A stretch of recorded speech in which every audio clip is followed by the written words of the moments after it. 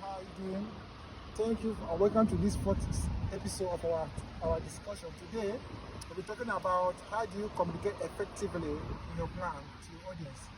Okay, wow, I want to convey to you what is so very important about effective communication process in your plan.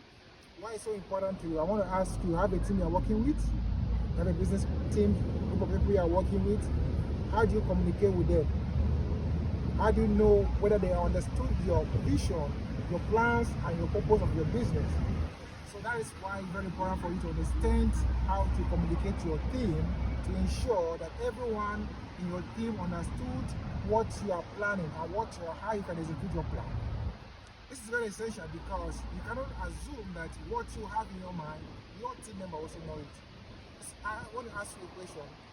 How many persons are in your team?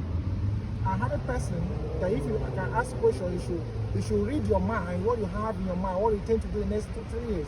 Can anybody do that? I ask you a question. Because they can't do that, they can't predict their mind, therefore you need to communicate effectively to them. So what's effective communication?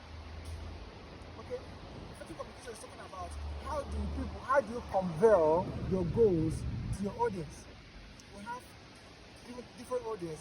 But for this video sake, we're talking about one audience and which is your team.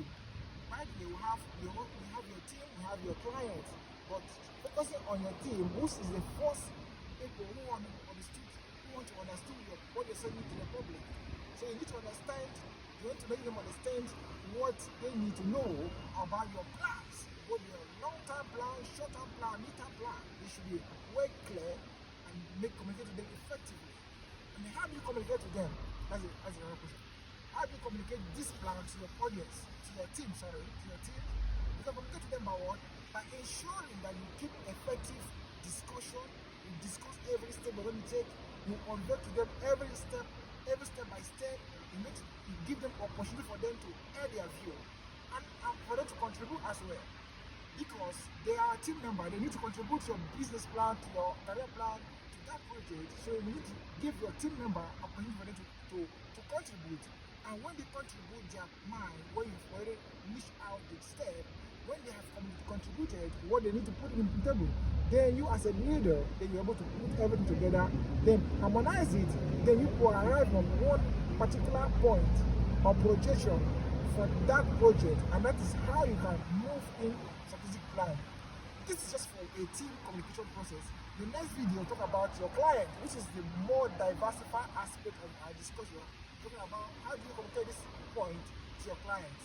So I hope you like this video. If you like it, please like, subscribe, share it with your friends and colleagues. Hope to see you next video, in the fifth episode of our video. Have a wonderful week. To yourself. Bye.